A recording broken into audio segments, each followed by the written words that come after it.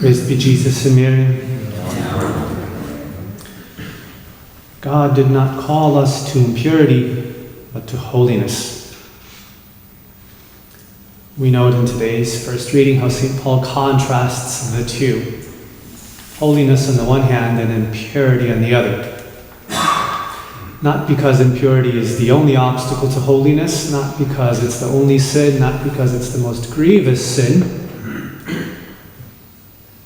but because it's the one that's most frequently committed. And also, not because it's the most grievous sin, but yet grievous enough, not only to be an obstacle to holiness, but to salvation itself. It is a mortal sin that separates from God. So Paul contrasts these two in particular. God called us not to impurity, but to holiness. And our Lord, in positive terms, in the Beatitudes, tells us that purity is that one specific beatitude necessary to see God face to face as He is. Blessed are the pure of heart, for they shall see God. And our Lord, whose Sacred Heart today we celebrate on this First Friday, wants us to make our hearts become like His. So let's ask Him that grace today, to make our hearts like His, pure like His. And to do so, I'll just share with you an excerpt of a sermon from St. Alphonsus. He's good at filling his listeners and readers with disgust for impurity, and that's also good. Fill us with disgust for impurity so as to give us a desire for holy purity. St. Alphonsus, in one of his sermons, calls impurity hell's widest gate. Again, not because it's necessarily the most grievous of sins. No, there are others that are more grievous, but the widest gate because it's the one through which most souls enter. It is by this gate, he says, that the greater number of the damned enter. It's the most frequently committed of the sins, of the mortal sins. The reason is because this vice proceeds from the natural inclination of the flesh.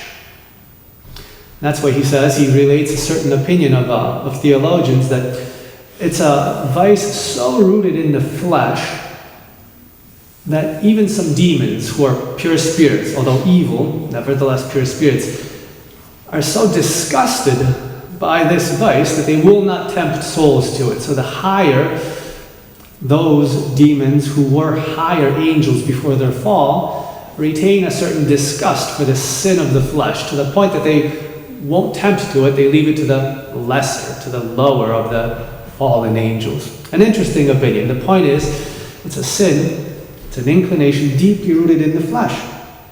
Hence, because it's in the flesh, the person who is plunged in this infernal mire remains lodged therein and almost wholly unable to free himself again, which is in accordance with what is said by the prophet Hosea. They will not set their thoughts to return to their God, for the spirit of fornication is in the midst of them, and they have not known God.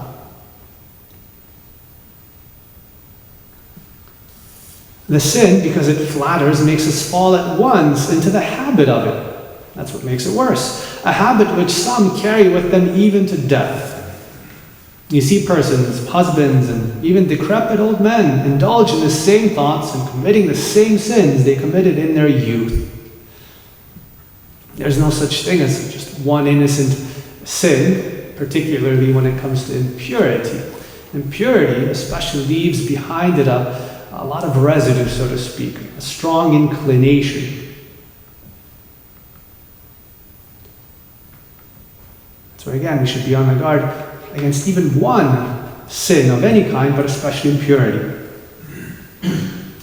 So then St. Alphonsus enters into an imaginary dialogue between somebody who falls and himself. Father, says the soul, Father, you will say, how can I hold out against the innumerable temptations which assail me? I am weak, I am flesh. And St. Alphonsus replies, well, since you are weak, why don't you recommend yourself to God and to Our Lady? Don't just make excuses, pray. Yes, you are weak, and God knows that, Our Lady knows that. Turn to them. And since you are flesh, why don't you guard your flesh? Guard the eyes, guard the senses. Why do you gaze upon those objects from which temptations flow? Later on, he'll go on, St. Alphonsus, to remind us how it's necessary to avoid occasions of sin. But here he says that apart from in and of itself being a terrible and disgusting sin, it also leads to further sins, one of them being the sin of sacrilege. Sacrilegious confessions and communions. It's a sin, according to him, disgusting even to some of the demons, very shameful to us, so it leads to sacrilege by reason of the shame which will not allow these impurities to be disclosed in confession. Before the sin, the devil makes people think it's just a trifling sin. Everybody commits it. After the sin, he makes you think, it's so disgusting, how can I possibly confess this? I'm so ashamed. A clever creature, the devil. And let us here remark in passing furthermore that it is a sacrilege above all things. So sacrilegious communion is a sacrilege above all things that brings upon us sickness and death. It comes from the flesh, it afflicts the flesh. Says the apostle, he that eats and drinks unworthily eats and drinks judgments to himself, not discerning the body of the Lord, and therefore are many infirm and weak among you. But after saying all this, St. Alphonsus says, okay, don't be crushed by my words, my brothers. Should you ever have been sunk in this vice, I do not bid you to be disheartened, but arise at once from this foul and infernal pit. Our Lord says, come to me, all you who are burdened, right? And I will give you rest. Right? Meek and humble of heart. Our Lord does not reject anybody, no matter what sins he might have plunged himself into. So beg of God immediately to give you light and to stretch out his hand to you. And the first thing that you should do, if you want to break with sin, is break with the occasion of sin. Without that, preaching and tears and resolutions and confessions are all lost. Remove the occasions and then constantly recommend yourself to God and to Mary, the Mother of Purity. A humorous example here of avoiding occasions of sin, St. Alphonsus was very cautious about this point, and he was careful not to put himself even in any superfluous, in any unnecessary, even remote temptation to sin. The humorous example is he once had to have a conversation with some, I think, noble lady in a room that was pretty empty. There was just 2 chairs there, so they begin the conversation. And this was one of those persons that gets really close to you when she speaks to you.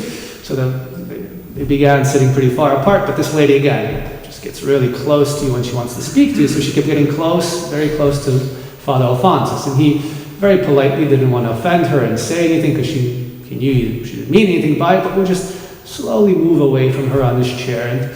And she would get closer to him, and he would slowly move away. And for whatever reason, a fellow brother would be checking in on them. I don't know for what reason. Maybe he was bringing them tea or something. And every time he would check in, they were in a different part of the room. So the 2 chairs just kept moving around this empty room as she kept getting closer. St. Alphonsus kept moving away. The point is, avoid occasions, particularly the near occasions of sin. And no matter how grievously you may be tempted, do not be discouraged by the temptation. At once call to your aid Jesus and Mary, pronouncing their sacred names, because these blessed names have the power of making the devil fly and stifling the hellish flame within you. And even if the devil persists, and he will, even if he persists, persevere in calling upon Jesus and Mary, and certainly you shall not fall.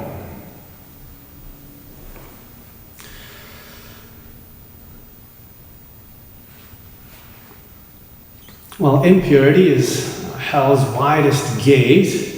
Purity is that beatitude that our Lord says will permit us to see God one day. Blessed are the pure of heart, for they shall see God.